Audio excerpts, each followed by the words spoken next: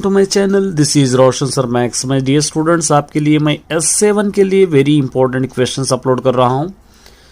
अभी मैं आपको अपलोड करूंगा वेरी इंपॉर्टेंट 2 पोएम्स, और 2 पोएम्स को किस तरह याद करना है, क्योंकि वेरी इंपॉर्टेंट 2 पोएम्स है और उम्मीद करता हूं कि आप अच्छा याद करेंगे और अच्छे मार्क्स लाएंगे।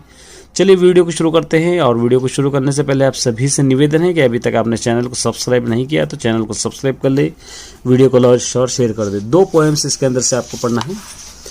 एक पोएम है, ఎండన్ రగితి రాంకటం బడితి రింకెలా విలంబింపంగా రెండో బాలకులారా చల్దుగూడువన్ రమ్యస్థలం బిక్కడి దండన్ లేగలు నీరు ద్రావి ఇరువందం బచ్చికల్ మేయి చుందండంబై విహరించుచుండగా నమంద ప్రీతి భక్షితం। सिर्फ पोएम याद नहीं करना है आपको। ये पोएम कभी स्क्रैम्बल में भी दे सकता है, कभी ये पोएम का भाव हम भी दे सकता है, और उसका भाव हम यहाँ पर है, देखिए यहाँ से लिखना है। वो పిల్లల్లారా ఎండలో మాడిపోయారు, ఆకలితో ఉన్నారు, మరి చద్ది తినడానికి ఇంకా ఆలస్యం ఎందుకు, ఇక్కడకు రండి, ఇది చక్కని చోటు, మన లేగదూడలు ఈ పక్కనే నీరు దాగి పచ్చిగడ్డి మేస్తూ గుంపు తిరుగుతూ ఉంటే మనం ఎంతో సంతోషంగా దిద్దుదాం। मतलब ये दोनों याद करने से आप सेफ हो जाएंगे। कभी ये क्वेश्चन को, कभी ये पोएम को स्क्रैम्बल में भी दे सकता है। उसके बाद एक और पोएम है, ये भी याद करना है। జలజాం తస్పిత కర్ణికం దిరిగిరా సంగంబులయున్నరే కుల చందంబున గృష్ణునం దిరిగిరా గూర్చుండి వీక్షింపుచున్ శిలలుం బల్లవముల్ దృఢంబుల్ లతల్ చిక్కంబులున్ భువులాకుల కంచంబులుగా భుజించి రచటన్ గోపార్ भुकुल भुवरा। ये पोएम को बाय हार्ट भी करना है आपको और इसका भावम भी याद करना है आपको।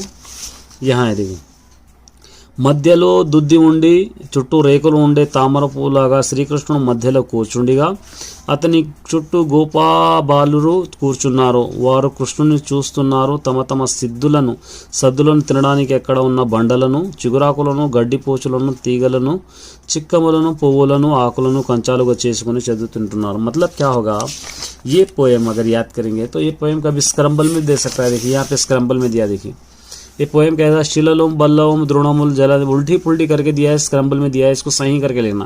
पहला ये आएगा, उसके बाद दूसरा ये आएगा, उसके बाद तीसरा आएगा, उसके बाद चौथा।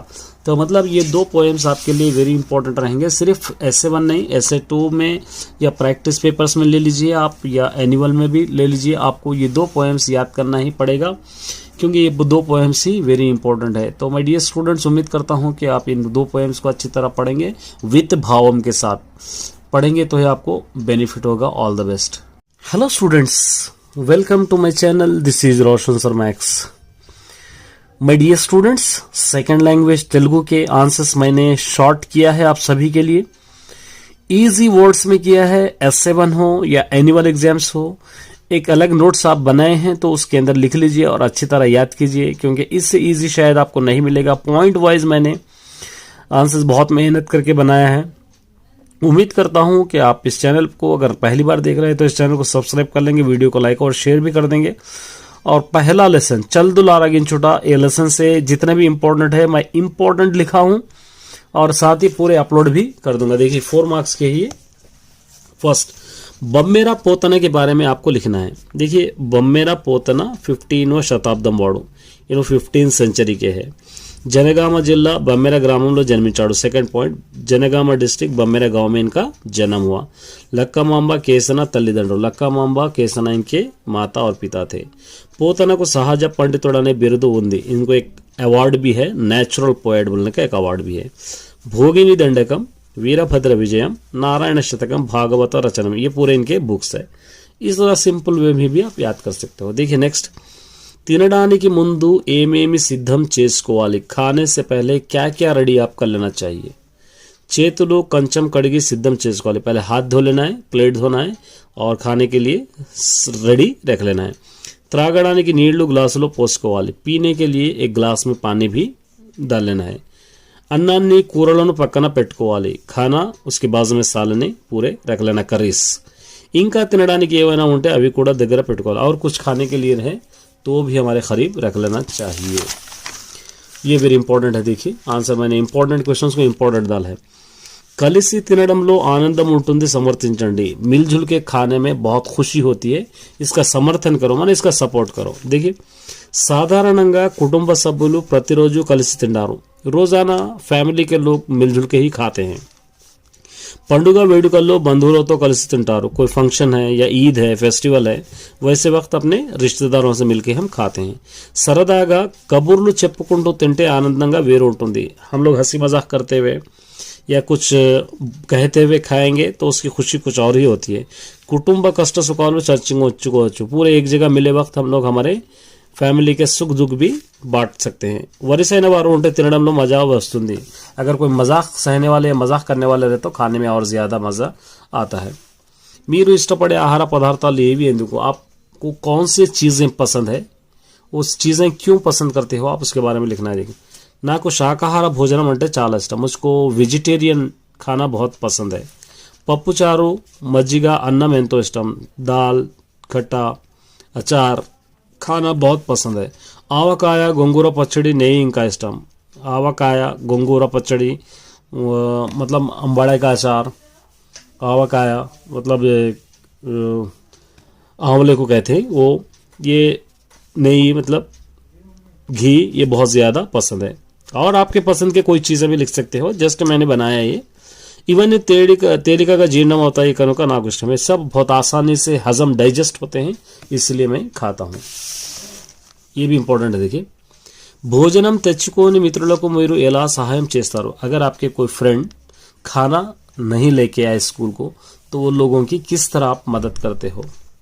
ఏదైనా కారణంతో ఒకసారి నా మిత్రుడు టిఫిన్ తెచ్చుకోరు। कभी कभी कुछ वजह से, कुछ रीज़न से मेरे फ्रेंड्स टिफ़िन नहीं लाते।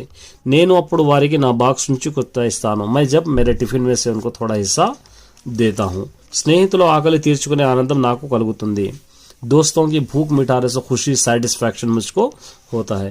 కలిసి తింటే స్నేహం పెరుగుతుంది। मिलजुल के खाने से दोस्ती बढ़ेगी। నన్ను చూసి నా మిత్రులు కూడా నాలాగే ప్రవర్తిస్తారు। मेरा देखकर मेरे दोस्त भी मेरे जैसा करने लगेंगे। तो ये वेरी इंपॉर्टेंट है, अच्छी तरह याद कीजिए ये क्वेश्चन।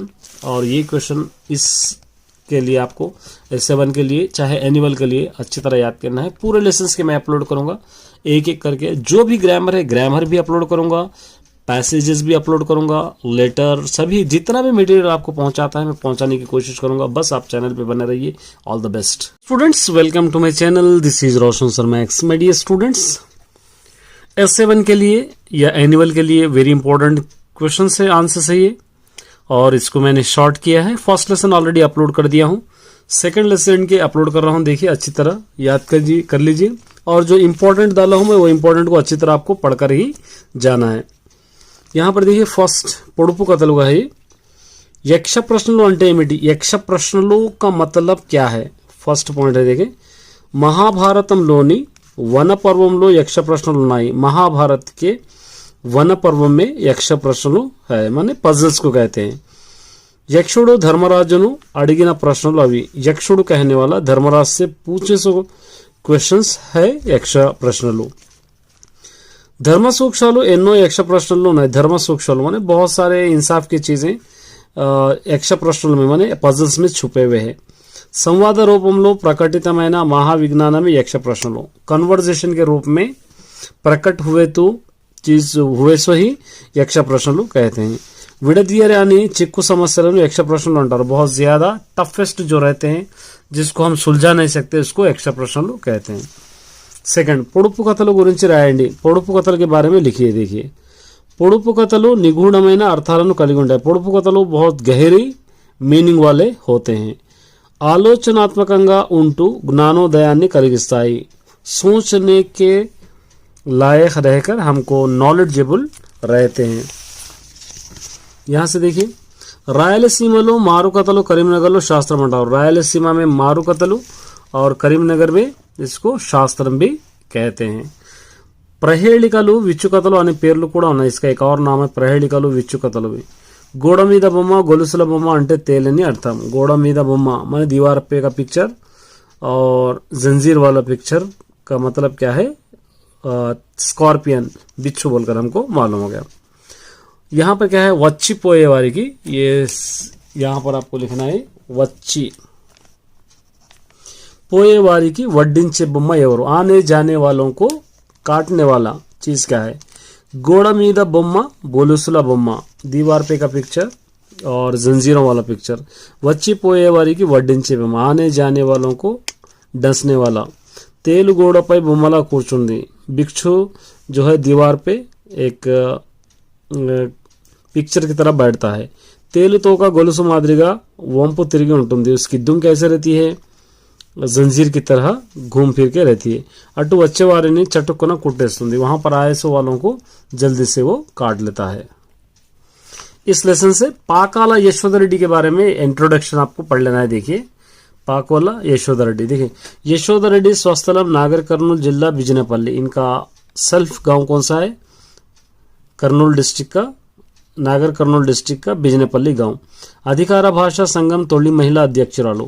इनो अधिकार भाषा लैंग्वेज के पहले स्त्री यानी महिला अध्यक्षरालू, पहले औरत क्या थे? इनो अध्यक्ष थे. ధర్మశాల మా ఊరి ముచ్చట్లు హెచ్చమ్మ కథలు రచించింది. నేను लिखे सो बुक्स के नाम है ये. महालक्ष्मी मुच्चटलू रेडियो कार्यक्रम निर्वहिंచింది. महालक्ष्मी मुच्चटलू बोलने वाला एक रेडियो का प्रोग्राम भी नो करें. तो माय डियर स्टूडेंट्स ये थे सेकंड लेसन के, और 2 लेसन के भी अपलोड करूंगा. लॉन्ग आंसर्स भी मैं अपलोड करूंगा. तब तक के लिए चैनल पे बने रहिए. चैनल को अगर सब्सक्राइब नहीं किया तो चैनल को देखते रहिए. All the best my dear students. Welcome to my channel. This is Roshan Sharma X. चलिए my dear student, second language Telugu के कुछ और इंपॉर्टेंट क्वेश्चंस हम देखेंगे, क्वेश्चन आंसर्स जो आपको S7 के लिए बेनिफिट होंगे एज वेल एज एनुअल के लिए भी यही रहेंगे. और ये सारे क्वेश्चंस मैंने शॉर्ट किया है ऑलरेडी. पहले 2 लेसन्स मैंने अपलोड कर दिया है. थर्ड लेसन है. अच्छी तरह पढ़कर अच्छे मार्क्स लाएंगे इस तरह मैं सोच रहा हूँ. सारे जितने भी एग्जाम पॉइंट ऑफ व्यू से सारे मैं अपलोड करने की कोशिश करूंगा. अगर आप नए हैं तो इस चैनल को सब्सक्राइब कर लेना, वीडियो को लाइक और शेयर कर देना. चलिए प्रपंच पदुलु थर्ड लेसन है. सी नारायण रेड्डी गुरिंची, ये पोएट इंट्रोडक्शन है. डॉक्टर सी नारायण रेड्डी के बारे में आपको लिखना है. देखिए आचार्य श्री नारायण रेड्डी प्रमुख कवि, गोप परिशोधक, एक अच्छे रिसर्चर थे और बहुत अहम पोएट भी थे. राजन्न सिरिसिल्ली जिला हनुमाजीपेट ఈయన जन्मस्थलम स्वस्थलम. राजन्न सिरिसिल्ली डिस्ट्रिक्ट में हनुमाजीपेटा में इन्हों पैदा हुए. बहुत वेरी इंपॉर्टेंट है, यहाँ पे मैंने यहाँ पर लिख दिया है. నాగార్జున సాగరం, కర్పూర వసంతరాయులు, మధ్య తరగతి, మందహాసం వంటి 70 కావ్యాలు రచించారు. ये नागार्जुन सागरम, कर्पूर वसंतरायलु, मध्य तरगति मंदहासम से 70 से ज्यादा बुक्स इन्हों लिखे हैं. पद्म भूषण पुरस्कार इनको मिला है. विश्वंभरा काव्यानिकी, विश्वंभरा जो काव्य लिखे हैं उसके लिए ज्ञानपीठ अवार्ड भी इनको मिला है. ये भी बहुत इंपॉर्टेंट क्वेश्चन है. देखिए కష్టపడితేనే ఏ ఫలితమైనా లభిస్తుందని ఇలా చెప్పగలవు. मेहनत करने से ही कौन सा भी रिजल्ट हमको मिल सकता है, आप कैसे कह सकते हैं. देखिए यहाँ पे కొవ్వొత్తి కరిగితేనే కాంతిని వస్తుంది. कैंडल पिघलेगा घुलेगा तो ही हमको रोशनी देता है. शिలను చెక్కితేనే శిల్పం అవుతుంది. एक शिला पत्थर को तराशे ही खूबसूरत मूर्ति बनती है. నీరు మరిగితేనే మబ్బుగా మారుతుంది. पानी अगर खोलेगा तो वेपर बन के बादल बनता है. नित्यम साधना చేస్తేనే నాట్యం రక్త కడుతుంది. हम रोजाना प्रैक्टिस करेंगे तो ही डांस अच्छी तरह सीख सकते हैं. కష్టపడితేనే ఏ ఫలితమైనా పొందు. उसी तरह मेहनत करेंगे तो ही कौन से भी रिजल्ट हम उम्मीद कर सकते हैं. एक और आंसर है, देखिए इंपॉर्टेंट है ये. ఏ లక్ష్యం లేని జీవితం వ్యర్థం ఎందుకు. कोई भी गोल या टारगेट नहीं है, ऐसी लाइफ वेस्ट है क्यों. పక్షులకు నీడనిస్తేనే मब्बुला प्रयोजनम.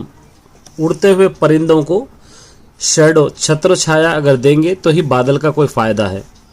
पैरु गंतु तड़पीते ने पाले एटी की प्रयोजनम. बहता हुआ पानी फसल को फायदा पहुंचाते ही वो फसल वो बहते हुए पानी का फायदा है. मतलब बहता हुआ पानी फसल को फायदा देना चाहिए वरना वेस्ट है वो. मनुष्य बतुकु मरिस्तेने चदिविन चदु प्रयोजनम. मारिस्तेने इंसान की लाइफ चेंज करेगा तो ही जो पढ़े हैं हम उसका कोई फायदा होगा. संकेళ్ళు తెగిపోతేనే బానిసత్వానికి ముగుతాం. जंजीर जो बानिसत्व मतलब गुलामी के जो जंजीर है वो जंजीर से मुक्ति पाए है तो ही हमको गुलामी से मुक्ति मिलती है. ये लक्ष्य लेगा पोते मनुष्य जीवितम व्यर्थम. कोई भी टारगेट या गोल नहीं है, ऐसे इंसान की लाइफ वेस्ट है. ये हो गया. लक्ष्य साधन को प्रेरणा ఎలా వస్తుంది. इंस्पिरेशन हमको कहाँ से मिलता है. जो हम करना चाहते हैं उसको हासिल करने के लिए हमको कहाँ से इंस्पिरेशन मिलता है. देखिए भूमिनी ఎంత దున్నినా అది బాధపడదు. हम जमीन पर कितना भी जोतो कितना भी हल चलाओ उसको तकलीफ नहीं होती. ప్రవహించే నదిని ఎప్పుడు తన వేగాన్ని తగ్గించదు. బహితవ పానీ కभी अपने रफ्तार को कम नहीं करता. పక్షులంతా ఎగిరినా ఆకాశం తరిగిపోదు. आसमान में जितने भी पक्षी परिंदे उड़ेंगे लेकिन बादल खत्म नहीं होता, आसमान खत्म नहीं होता. మనం ఎంత పీల్చుకున్నా గాలి కొరత ఉండదు. हम कितना भी सांस लो हवा की कोई कमी नहीं होती. అందుకే निंगी नेला गाली अन्नी प्रेरणा निश्चय. सब इसलिए ज़मीन आसमान हवा ये सब हमारे लिए इंस्पिरेशन है. तो ये आंसर्स अच्छी तरह याद कर लीजिए. जितना मैंने इंपॉर्टेंट डाला है वो इंपॉर्टेंट को अच्छा भी याद कर लीजिए. All the best my dear students to my channel. This is Roshan sir Max. My dear student, जैसा आप सभी जानते हैं हम S7 के लिए प्रिपेयर हो रहे हैं, S7 के लिए प्रैक्टिस कर रहे हैं. तो उम्मीद करता हूं कि आज का ये वीडियो आपके लिए बहुत कारगर साबित होगा, क्योंकि ऑलरेडी मैंने 3 लेसन्स अपलोड कर दिया है शॉर्ट करके आंसर्स. जैसे आप सभी चाहते हैं कि तेलुगु आंसर्स को थोड़ा कम किया जाए, हार्ड वर्ड्स हटा दिया जाए, तो वही मैंने किया है. ये भी शॉर्ट आंसर्स है. लॉन्ग आंसर्स भी मैं अपलोड करूंगा, लॉन्ग आंसर्स भी मैंने शॉर्ट किया है. तब तक के लिए ये वीडियो देखिए और ये आंसर्स को अच्छी तरह अपने नोट्स में लिख लीजिए, क्योंकि S7 के लिए ही नहीं बल्कि एनुअल के लिए भी बहुत फायदेमंद होंगे. भाग्योदयम इस लेसन का है. देखिए, भाग्यरेड्डी वर्मा तिरुगुलेनी नायकुडु समर्थిंचंడి. ये वेरी इंपॉर्टेंट है, ऐसे मैंने निशान लगाया है. भाग्यरेड्डी वर्मा एक बहुत ही तिरुगुलेनी, जिसका कोई मुकाबला कर ही नहीं सकते, ऐसे लीडर है. इसका समर्थन कीजिए. अणगारिना वर्गाల ఆర్తిని అర్థం చేసుకున్నాడు. गरीब लोगों की, जो निचली जात लोगों की प्रॉब्लम्स को, परेशानियों को इन्हें पहले अंडरस्टैंड कर लिया. ప్రభుత్వం ప్రజల నుండి నైతిక మద్దతు లభించింది. लोगों से, गवर्नमेंट से इसको एक सपोर्ट भी मिला है. చిత్తశుద్ధితో సంఘ సంస్కరణలను అమలు పరిచాడు. डेडिकेशन के साथ. और संघ संस्करण मतलब हमारे संघ को सुधारने के लिए, सोसाइटी को सुधारने के लिए प्रैक्टिकली ने करा है. తన సంపదను సమయాన్ని సమస్తాన్ని వెచ్చించాడు. अपनी दौलत, अपना वक्त, सब कुछ लोगों के लिए लगा दिया, डेडिकेट कर दिया है. దళితులందరికీ తిరుగులోని నాయకుడు అయ్యాడు. जितने भी दलित थे वो लोगों के लिए एक जबरदस्त लीडर बन के उभरे हैं. ये भी वेरी इंपॉर्टेंट. देखिए, अणगारिన వర్గాల చైతన్యం కోసం భాగ్యరెడ్డి చేసిన కృషి ఏమిటి. जो निचली जात के लोग हैं वो लोगों को यूनाइटेड करने के लिए भाग्यरेड्डी वर्मा क्या मेहनत किए. भाग्यरेड्डी वर्मा ఎన్నో బహిరంగ సభలు నిర్వహించాడు. बहुत सारे బహిరంగ సభ मतलब पब्लिक मीटिंग्स किए. देवदासी वेश्य संप्रदायाలను అడ్డుకట్టినాడు. देवदासी या वेश्य इस तरह के संप्रदाय जो थे इसको ख़त्म कर दिए. आदि हिंदुవులకు అనేక పాఠశాలలు నేర్పాడు. आदि हिंदुओं के लिए बहुत सारे स्कूल्स का इनॉग्रेशन भी किए. अंटनानी वारिनी अगचाटలను ప్రభుత్వం దృష్టికి తెచ్చాడు. जो इनको नहीं सुना, उनको नहीं सुना, वो निचले जात के लोग हैं, वो लोग के ये फ़र्क के लिए, जिस तरह हम उनके डिफरेंस करते हैं, इसके लिए गवर्नमेंट को समझाए कि इस तरह का ये सिचुएशन है. చిత్తశుద్ధితో పనిచేయడం అంటే ఏమిటి. डेडिकेशन के साथ काम करने का मतलब क्या है. देखिए, अंकिता भावंతో పనిచేయడమే చిత్తశుద్ధి. अंकिता मतलब किसी चीज़ का फ़ायदा नहीं देखे जैसा काम करना ही उसको हम डेडिकेशन से काम करना कहते हैं. वेरी इंपॉर्टेंट है ये भी. పట్టుదల ఏకాగ్రత కలిగి ఉండడమే చిత్తశుద్ధి. हम लोग जिद, कंसंट्रेशन रहना ही डेडिकेशन के काम को हम कहते हैं. చిత్తశుద్ధి లేని వారు విజయాలు సాధించారు. जिसके पास डेडिकेशन नहीं रहता वो लोग अपनी जीत हासिल कभी नहीं कर सकते. చిత్తశుద్ధి వెనుక కఠోర పరిశ్రమ ఉంటుంది. उसके पीछे बहुत मेहनत होती है. इसके बाद ये भी इंपॉर्टेंट है. देखिए, మానవులంతా సమానమే అనే భావన రావాలంటే ఏమి చేయాలి. सब लोग ఈక్వల్ है, इस तरह का भावना हमें आने के लिए हम क्या करना चाहिए. దేవుని దృష్టిలో అందరూ సమానమే. भगवान की नज़रों में सब बराबर है.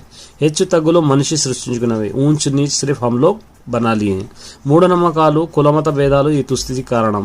अंधविश्वास, जात पात का फर्क, ये सब चीज़ों की वजह है. లోపల జీర్ణించుకున్న ఈ జ్ఞానం తేలికగా పోతుంది. हम लोग धीरे धीरे अंदर अंदर इसको हजम कर लिए तो इस तरीके के डिफरेंसेस को हम आसानी से मिटा सकते हैं. तो माय डियर स्टूडेंट, ये 4 लेसन्स के शॉर्ट आंसर्स मैंने अपलोड कर दिया है. आपको 16 मार्क्स आराम से मिल जाएंगे. और लॉन्ग आंसर्स भी मैं अपलोड करूंगा, पोएम भी और उसका भावम भी अपलोड करूंगा.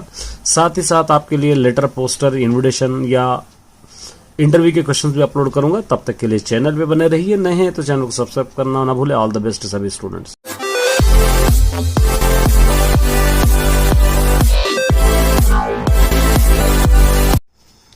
Hello students, welcome to my channel. This is Roshan sir Max. My dear students, आपने ऑलरेडी अपने रीडर के आंसर्स पढ़े होंगे। कुछ ऐसे आंसर्स जो आपको रीडर में नहीं मिलेंगे। कौन से हैं मैं अपलोड कर रहा हूं। देखिए, ये 4 मार्क्स का है। पोड़ुपो कतल में से ये क्वेश्चन आपके रीडर में नहीं रहेगा, लेकिन अगर एग्जाम में देगा तो आप लिखने के लिए रेडी रहना चाहिए, इसलिए मैं अपलोड कर रहा हूं। देखिए, బాలల అకాడమీ పొడుపు కథల గురించి ఎలాంటి కృషి చేస్తుంది? चिल्ड्रंस अकेडमी वाले पजल्स के कहानियां जमा करने के लिए क्या कोशिश कर रहे हैं? ये अगर आंसर आएगा तो आप लिखोगे कैसा? देखिए, फर्स्ट, ఎన్నో విచుకథలు మన దేశంలో ప్రచారంలో ఉన్నాయి। बहुत सारे डिफ़िकल्ट क्वेश्चंस, कहानियां हमारी कंट्री में स्प्रेड हुए, मतलब फैल कर है। వాటిలో పిల్లలకు ఉపకరించే వాటిని మాత్రమే ఏరి కూర్చడం జరుగుతుంది। इन कहानियों में से, बहुत सारे कहानियों में से स्टूडेंट्स के लिए जो यूटिलाइज होते हैं, जो काम में आते हैं, जो यूज़फुल होते हैं, उन्हीं को ही चुनकर एक जगह जमा करने की कोशिश कर रहे हैं चिल्ड्रंस अकेडमी वाले। संकलनकर्ता ఎంతో ప్రయాసపడిన వీటిని కూర్చుతున్నారు। जमा करने वाले बहुत कोशिश करके इस छोटे छोटे पजल वाले कहानियों को जमा कर रहे हैं। దేశం నలుమూలల ఉన్న పలుకుబడి నంతటిని ఒక చోట చేర్చి సిద్ధం చేయవలసింది ఉంది। जितने कंट्री में चारों कोनों में फैले हुए और चारों कोनों में जो नाम कमाए हुए हैं, वो उसको एक जगह जमा करना ज़रूरी है और बहुत मुश्किल भी हो रही है। अदृष्टि ने बालल अकेडमी कोशिश, वही नज़र से चिल्ड्रंस अकेडमी वाले पूरे पजल्स को इकट्ठा करने की कोशिश कर रहे हैं। एक 4 मार्क्स का है।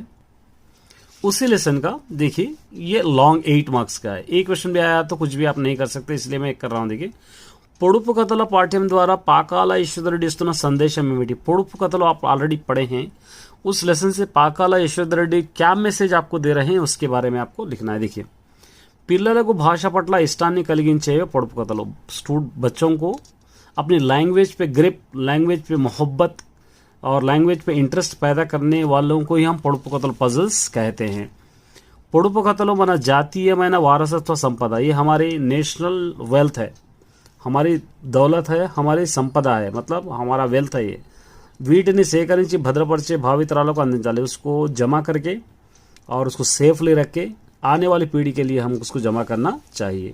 మన సంస్కృతి సంప్రదాయాలకు నాగరికతలకు పునాదులు పల్లెటూళ్ళే। हमारे कल्चर के लिए और हमारे रहन सहन ढंग के लिए और हमारे कल्चर के लिए जो बुनियाद है वो गांव है, विलेजेस है।